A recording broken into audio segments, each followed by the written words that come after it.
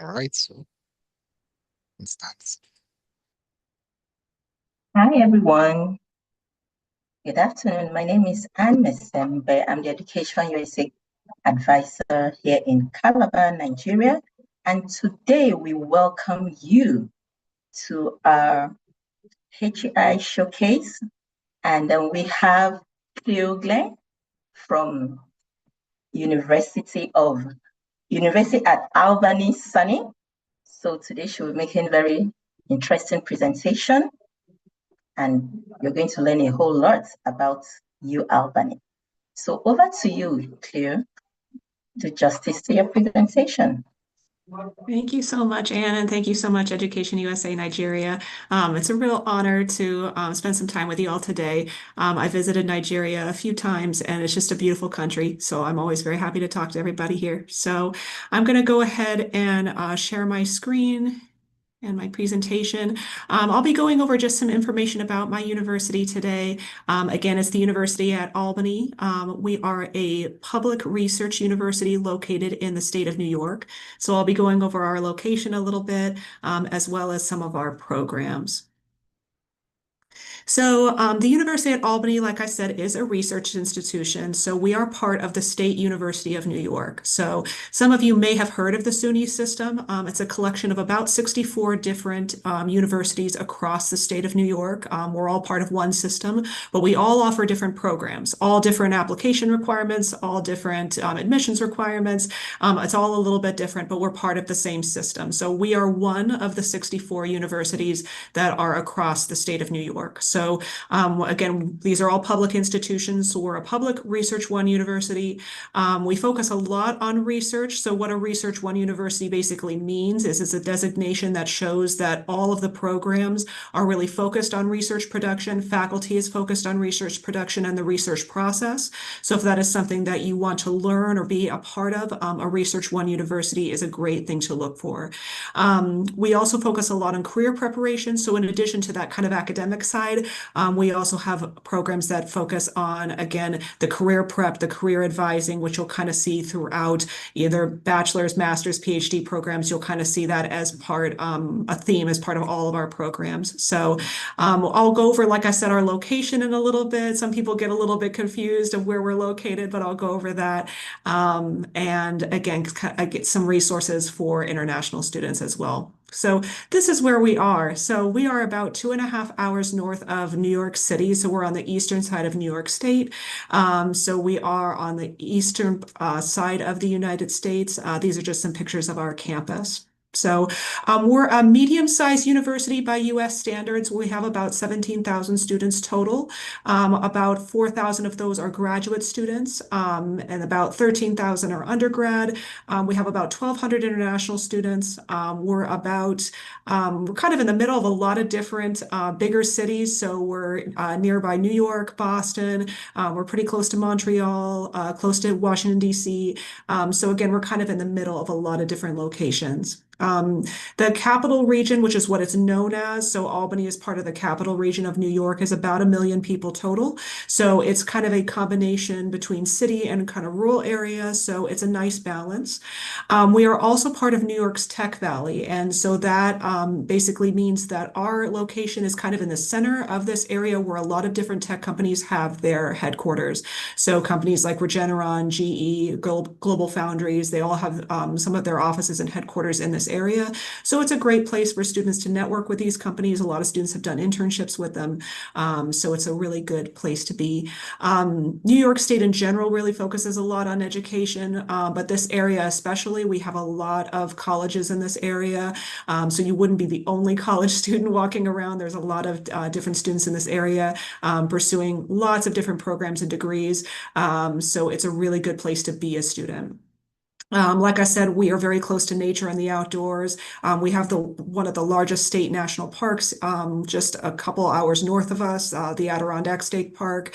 So it's a very beautiful area, upstate New York. If you've ever read anything about it, it's a very, very beautiful area, very focused on nature and the outdoors. And we also really pride ourselves on having a very safe and welcoming campus. So our program, so the University at Albany has around 150 master's, doctorate, and certificate programs. If we're looking at the bachelor's side, we have about 63 different master's, or I'm sorry, 63 different undergraduate programs, so bachelor degrees. So it's kind of a wide range of what we offer. So we have about 50 different STEM degrees. We have many different interdisciplinary programs and research centers. At our graduate level, we have new programs in strategic game design, business analytics. We have a very strong nanoscale science and engineering program. We have one of the best nanotech programs in the country. So we have a whole nanotech complex that students can intern at and learn in. It has a fabrication lab in it. So it's a really wonderful place to, again, learn. And then we also have a new climate science degree as well. We also have top ranked programs in criminal justice, public policy, and public health. And online programs are also available. I know that some students in Nigeria are kind of looking in that direction. So these are a list of just our online programs. So the little link right here at the very top, and I can put this in the chat later, has our full list of programs, the whole 150 list of our graduate programs. But then these are some of our online graduate programs. So you'll see masters, you see a couple PhD, some of certificate programs. So again, certificate programs are a smaller program. It's not a master's or a PhD program. It's a smaller program. It's kind of like a specialization. So you can also look at those as well. These are the online options. So we do recommend that if students are looking at fully online options, that they still reach out to the program and kind of have that discussion as international students, again, just to make sure that, if they do apply to a fully online option, they can complete it. So we do ask students to reach out to our programs, and that little QR code there can assist you with that if you want to reach out to any of our programs and just learn more about any online options, if that is something that you are thinking of pursuing. This is the annual cost for graduate attendance. So this is for master's and PhD programs. You are considered full-time, not at 9 credits. So this is what this is going off of. You can see tuition and fees, estimated living costs. This can be higher or lower depending on where you live in the Albany area. But this would be the cost for 1 year of study. So that's what you can see here. Again, I recommend students look at our website. We do have a couple programs that have slightly higher tuition rates. So it kind of, again, depends on the program, but this is the cost of most of our master's and PhD programs. And then financial aid, we do have assistantships. So for those of you that may not be familiar with what an assistantship is, that's okay. It's very specific to graduate study. So at the graduate level, we have teaching and research assistantships that can be awarded through the program that you apply to. They can assist with the cost of tuition. So if you're looking at universities in general in the United States, at the graduate level, you definitely want to be asking about assistantships. We also have what are known as administrative graduate assistantships. So these are more at through offices kind of offered throughout campus. So they're not necessarily connected to an academic program, but they can also provide some assistance to students. And then at the master's level, we do have 5,000 in merit scholarships. So those are 5,000 per year, and they can be renewed for a second year if a student maintains a certain GPA. So at the undergraduate level, we do have mostly merit-based scholarships. Those can be in a range. The maximum amount that you can receive at the undergraduate level is around 20,000, and you can renew whatever amount you receive over the 4 years that you are a student. So it's mostly merit scholarships at the undergraduate, and then it's kind of a mix at the graduate level with assistantships and merit scholarships. The application process. So again, this is mostly for graduate study. If you are looking for undergraduate study, you can take a look at the common application. That is the probably the easiest way to apply if you are looking at an undergraduate program, and those deadlines can vary throughout the year. So definitely make sure if you're looking at bachelor's degree programs, you take a look at our website, because like I said, the common application is probably the easiest way to apply to the majority of our undergraduate programs. If you are looking at graduate programs, it's a little bit different. So you're applying directly on our website to the program that you wish to apply to. So for most programs, we do require kind of a mix of the following. So it's not all of these. I don't want to scare people away, but we do kind of have a mix of the following. So every program is a little bit different. All of our 150 programs are on a different application timeline. So they have different deadlines and they require different application materials. But you may see a few of what is listed here. So obviously transcripts, if you are applying to a graduate program in the United States, you do need proof of a bachelor's degree. Usually 3 letters of recommendation. That's kind of average for the majority of our programs. Some programs require a personal statement. So we'll go over letters of recommendation and personal statements in just a second. Just some kind of hints for success if you are thinking about applying. The application itself, some programs do require the GRE, which is a exam. It's kind of a test of general knowledge that shows your preparedness for graduate level work. So in most instances, it's going to be the GRE. That's the test you would take. But many programs do not require this. So again, I don't want to scare people. Many programs do not require the GRE. Some do. You just have to take a look at our website and see, again, the requirements for each one. Some students, international students, are required to submit language proficiency scores. However, if you completed your schooling in Nigeria, we do not need you to submit English proficiency scores. So just so you're aware of that. So again, all of our programs are a little bit different in terms of what they require, in terms of the deadlines. So this little link right here, you can, again, look that up. Easiest way is just to put in your search engine UAlbany graduate programs, and that page will pop up. And then the same with the undergraduate. If you want to look up UAlbany bachelor's programs, UAlbany undergraduate programs, that link will come up and you will be able to see the requirements for undergrad. So just again, this is kind of general advice if you are in the process of applying or if you're thinking about applying, just kind of some tips for success for letters of recommendation. So this is again, just kind of general advice that might be helpful when you are starting the application process and you're taking a look at this particular requirement. So the letters of recommendation. So it's important kind of if you're thinking about going into any kind of study, whether it's bachelor's or whether especially it's master's or PhD, that you make a list of potential references. Now, the majority of the time, if you are applying for an academic program, they want to hear from an academic reference. They want your recommenders to be connected academically. So what I mean by that is usually former professors, former teachers, someone who can speak to your academic ability. That's normally who you will get the letter of recommendation from, as a former teacher, former professor. So again, normally focus on academic recommendations. There are some programs in the United States that are totally okay getting references from former employers. So like if you're pursuing an MBA or a business program, they're usually very open to having letters of recommendation come from previous employers. But again, the majority of the time it's going to be academic. So like I said, former teachers, former professors. It is really important to give your letter writers some time to write your letter.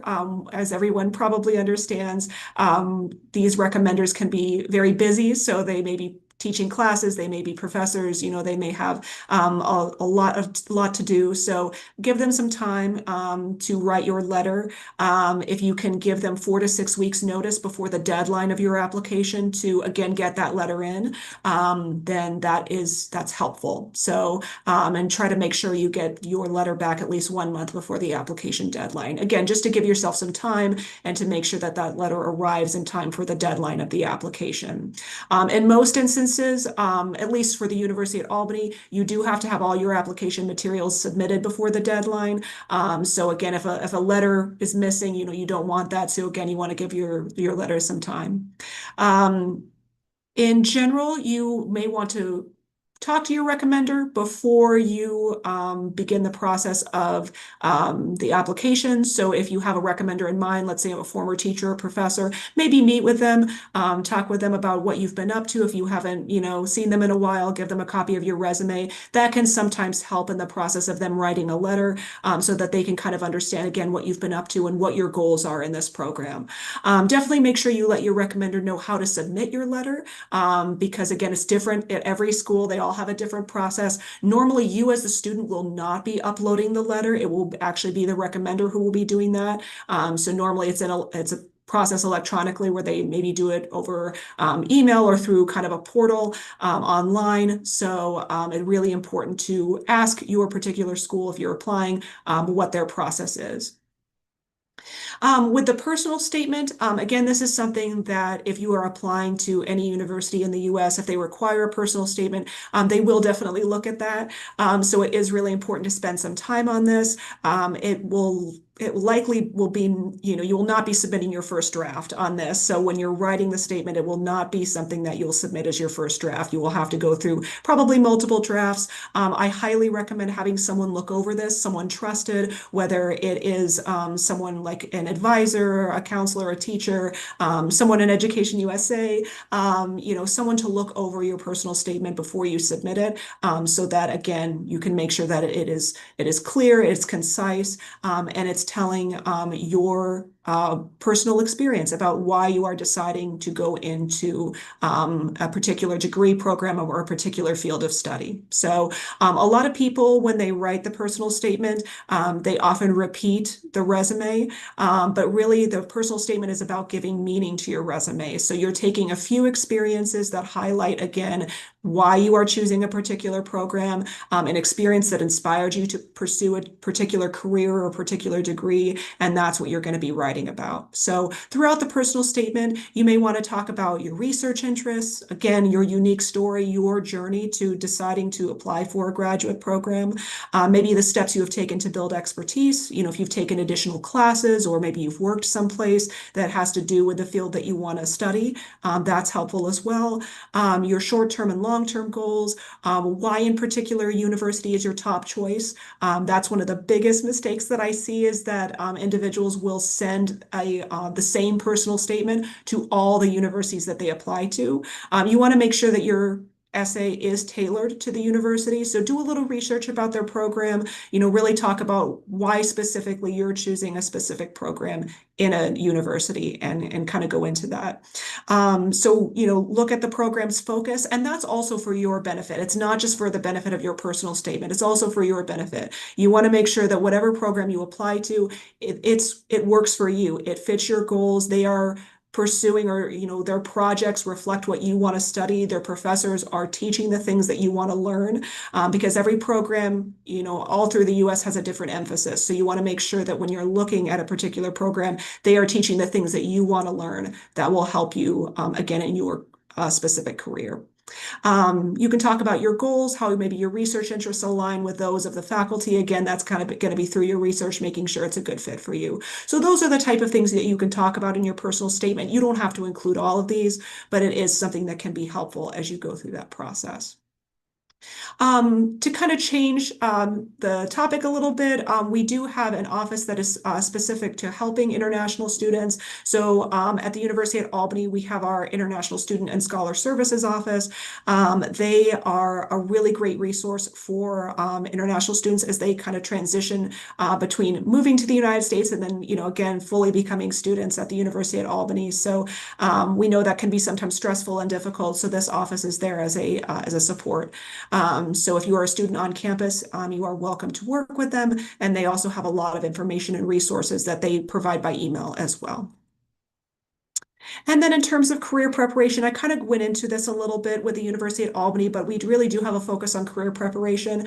Most of our programs, especially at the master's level, include some kind of experiential learning. So something that allows you to get outside of the classroom and kind of practice the skills that you're learning. So whether that's through an internship, a clinical placement, field research, for international students, CPT and OPT is potentially an option. And then we also have an Office of Career and Professional Development, which can help you build, write your resume, review your cover letters, get ready for interviews, that sort of thing. So we do have a lot of support systems to assist you in researching your future career and also getting prepared for your future career. So if you do have any questions about the University at Albany, I am happy to speak with you. That's my information at the very top. So that's my email. And then the graduate@albany.edu is our general email.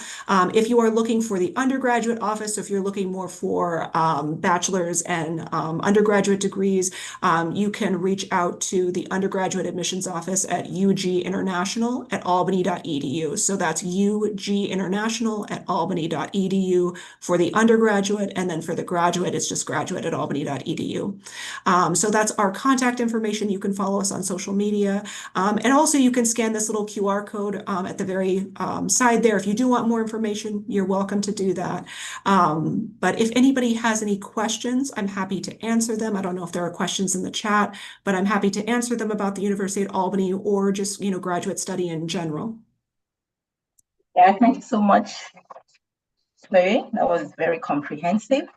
I can't find, there's no question in the chat, but I'll quickly, ask a few questions. So it has to do with research readiness.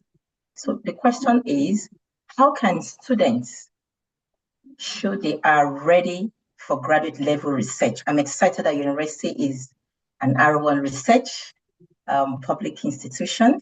So how can they have that graduate level research, even if they do not have a lot of formal research experience?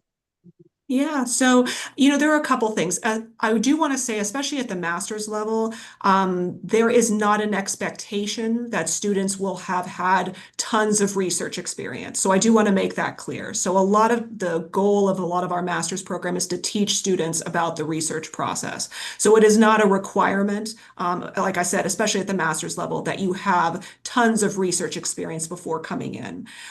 So again, that whole degree is really about that process and learning it. If you have it, that's wonderful. Where it gets to be a little bit more required is if you go into a PhD program. That is where you will see a lot more requirements for at least some sort of experience with research and the research process. That can be very helpful. If you are working with a professor in any kind of project or any kind of capacity, that can be helpful. So, talking to your professors, whatever kind of grade level or space that you're in, about projects that they're working on, maybe something in the community. I've met with students in Nigeria who they didn't necessarily do a formal project with their university, but they did something within their community, whether it was through maybe a community organization or a volunteer organization. They did some type of project with them that maybe included research. The other thing is, if you are maybe not necessarily getting the formal research experience, you are still building skills in whatever you're working on. So whether you're in school, whether you're in employment, you can bring those transferable skills and talk about how, in my place of work, I didn't necessarily conduct research, but part of the research process is learning how to communicate. It's learning how to build collaborations between people. It's learning how to take information and apply it to something, maybe a bigger project that a bunch of people worked on together. So there are aspects of the research process and aspects of just, the process of research that students are doing every day, that, people across, all over the world are doing every day. You just have to communicate that and say, again, these are the skills that I have. This is how I could apply it. I don't necessarily have any formal research experience, but these are the skills that I know how to do that would allow me to excel. So if you don't have any formal experience, especially at the master's level, that's okay. Bring in those transferable skills, communicate that, especially in your personal statement. And that can be something that maybe allows you to have a little bit, again, more experience with that. Thank you so much. So another question in terms of research, what's the best way for students to connect with maybe their peers or their professors, however they are, addressed? Yeah, absolutely. So the best way to communicate with our faculty members is actually to use, and I'm going to see if I can put this into the chat, to use this link. Let me goes there. Okay, so this link is, it lists all of our graduate programs. So that's the first thing that's helpful. It's the full list. And when you click on the name of whatever program you're interested in, it will bring you to the program's information page. And on that page, it will list a contact for the program. Now, that contact may not necessarily know every single thing about all the projects that everybody is working on, but they can help connect you. So if you're saying, you know, I looked on your website, I see that you have a professor that's working on this type of research, could I connect with them? That kind of primary contact can help you get connected and get more information about the program. So again, I would say start with that primary contact that's listed on each of these pages on the website, and then go from there. And that's kind of the easiest way. The other way is you can always reach out to graduate, and I'll put this into the chat since it was on. Oops. On the slideshow, this graduate at albany.edu. This is how it kind of works at our university is we have a graduate school office that kind of oversees all of the 150 programs. In our office, we kind of provide general information. We can help you, again, kind of get connected to resources across our campus. So if you're really confused, if you're not finding it on the website, then just reach out to us and we can help kind of steer you in the right direction. Thank you very much. So another question, let me see, there are questions in the chat. Okay, I think, one is from Adeyemi. He's asking if there's application fee waiver to apply for graduate programs. I don't know if you mentioned that earlier. Yeah, so that's a good question. So normally we do not have application fee waivers. There is, if you're looking at like undergraduates, sometimes they do. There's like a week long during the fall where they have application fee waivers. It's kind of like an event that they have. And you can look into that if you're looking for undergraduate. For graduate, it's a little bit more difficult. We normally do not have waivers. We have some events, usually at the end of each semester, where you can attend the event and potentially get a fee waiver. But in most cases, we do not have fee waivers available. All right. So there's another question. So I know you have shown on the screen the online programs. That's awesome. So the question is, do you have any campuses abroad due to travel restriction here in Nigeria? Sure. Yeah. So we do not have any campuses abroad as of right now. We do have some like dual degree programs, but again, that's very university dependent. So as of right now, we do not have any campuses abroad. So if you are looking to maybe study within the next year, take a look at our online programs, see if it would work well for you. The other option is just, to kind of communicate with our program and with our graduate office. If you do decide to apply to a program, you can defer up to a year. So that's the other option, is if you want to give it a little bit of time, you can defer your enrollment. If you are really set on potentially having an in-person experience, then deferral is an option. And then also those online programs that I mentioned too is the other option. Right, thank you. So we still have some little time. So how easy is it for international students to, make friends and feel part of the school community? Yeah, that's a great question. So I always love to talk about this. It's one of my favorite parts about the University at Albany, but we are within the SUNY schools, I mentioned the 64 different schools, we are one of the most diverse of all the SUNY schools. So we have people from all over the country, all over the world on one campus. It's just a really kind of lovely environment. It's very collaborative. We have a lot of different student groups on campus. So we have I think it's something like 200, 250 different clubs and organizations that students can join. And many of those are very open to having graduate students join. So it's not just undergrad. A lot of people think like that it's very undergrad focused.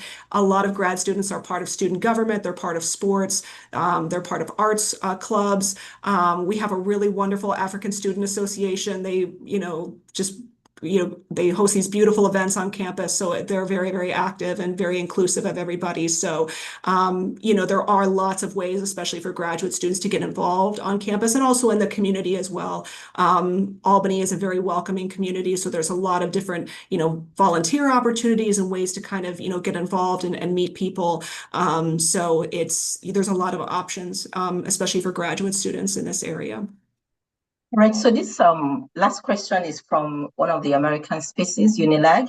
So please, what is the university's guarantee that the student that applied to the University of Albany will be assured of an access visa into the US? That's really funny. With the Global Talent Visa fine to run the master's program. I don't know if I'm very sure about this.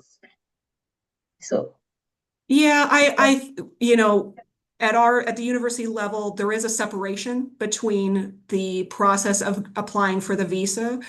So we are not normally involved in that. Again, we provide students paperwork that shows that they are an admitted student, the I-20. So when they go to their appointment, again, it shows that they are an admitted student. I unfortunately cannot really speak to, the visa process. I'm not a consular officer, so I can't really speak to that. But again, it's a little bit more separated in terms of what we do and then what embassies do through that process. yeah, I kind of agree to that. So visa matters are left with consular officers, and your role is just to provide students with the I-20. So I don't know if there's any question in the chat. There is none. Do I have any question left? So what's a typical day like for graduate students in the university? What's a typical day like? Oh, I think my volume went off just a second. Can you repeat the question? I'm sorry. Okay, I said, what's a typical day like for graduate students specifically in the university? Okay. Yeah, so a typical day, it kind of depends. So we have students that they're involved in classes, obviously. They may be involved in research projects, especially those who are doing assistantships. They may be working in one of our labs on campus. They may be working in one of our offices. We have students that kind of balance, jobs on campus as well as assistantships. We have students that, again, they're working very closely, especially in the PhD programs. A lot of that focus is on, working with a specific professor on a certain project, working on dissertations. So it really can kind of depend. We have students that, again, are very involved in the community. We have, just as an example, we have a student-run medical and ambulance service on our campus. So that's one thing that students are able to do to give back if they're kind of in that field or wanting to go into emergency medical services. That's something that they do. So there's all sorts of different activities that students are involved in. We have students that do field research across the state of New York. We've had students go back to their home countries to get to do research and then come back as part of their dissertations. So it really can vary. It's very unique in terms of what each student is focusing on in terms of their schedule. They may meet with their advisors. They may meet with their student cohorts. There may be different events on campus. So it's really incredibly varied in terms of what they do on a typical day. Right, thank you so much. So we have one question. Are there any housing challenges for graduate students? And then what's transportation like? Yeah, so housing normally, so we have a couple options. We have some students that are able to stay on campus, so they are able to live on campus. We have a limited number of graduate level housing options on our campus, but it's still possible if they apply early to that. The other option is that most students end up living off campus as graduate students. So we're very lucky in the Albany area in that there are housing and apartment complexes pretty close to the campus. So many students end up walking, or they can ride the city buses for free. So that's the other thing. If they have their student ID card, they can ride any of our city buses for free. So again, most of them are within walking distance to the campus, but a lot of the apartment complexes in the Albany area are on a bus line. So students are able to get to campus pretty easily. Thank you. And then I So saw there was another question. From Toby. Is transitioning to another discipline possible for master's program? Yeah, so that's a great question. Like, I Yeah, love that's a great. Yeah, I love this question too. Yeah, it's very much possible. So myself as an example, I studied political science in my undergrad and I transitioned to social work in my master's. So, again, there are some similarities, but they are a little bit different. So the biggest thing is if you are wanting to make that transition to a new field, that I'm going to bring this up again, the transferable skills. So really thinking about what skills did you learn in that particular career field that could apply to this new thing that you want to study. So in your personal statement, in your resume, trying to communicate that. There are some situations where it may be helpful to talk to the program before you apply. So in a situation where, let's say, maybe you studied an arts and humanities program in your undergraduate, your bachelor's degree, and then you're trying to transition to a really STEM-heavy science program, that may be a situation where you'd want to talk to the program and just find out if there are any prerequisite courses you have to take, or if there is anything that you may have to show additional documentation to show that you're prepared to take on, again, something that is very, very different from what you studied in maybe your undergraduate. So having that conversation, it's a totally legitimate question. Programs, departments are not going to, think that's an unusual question. It's very common that students decide to study something different in their master's or graduate degree. But again, having that conversation and then really understanding how you communicate why you're making that change, and using that kind of transferable skills, what you learned from that particular degree program in your undergraduate, how does that apply to the new thing you want to learn? So just communicating what that is important. Yeah, I like this one question. You mentioned that your tuition for in-person attendance is $23,000. Mm-hmm. And then for the online program, is it the same? It's a little different. It's a little bit different. So I will actually put this into the chat so everybody can see it. This page, the main one on this page just shows the online, but you will also be able to see the in-person international as well. It's just a little tab you have to click. So yeah, it's a little bit different for the online programs. It can be usually around 6,000 per semester. That's normally what it is, 6,000 to 7,000 per semester for online graduate programs. Again, it would kind of depend how many credits you have to take during that time as an online student, but that little link will give you an idea of what online tuition will look like. Yep. Yeah, thank you so much. So do you have any one last advice for students? Yeah, so I mean, the biggest thing I would say is please ask questions. I think a lot of students are intimidated sometimes to reach out to universities, but all I do all day is answer questions. That's my job. So I love hearing from students. I absolutely love hearing from students from Nigeria. It's a wonderful place. So I just welcome you to reach out. And again, don't be afraid to ask those questions and kind of be thinking about your future. So I just appreciate your time, and I really appreciate being able to be here to talk to you today. Thank you so much, Claire. Thank you, everyone, for joining this session. We look forward to having you next Thursday. Bye for now. Bye.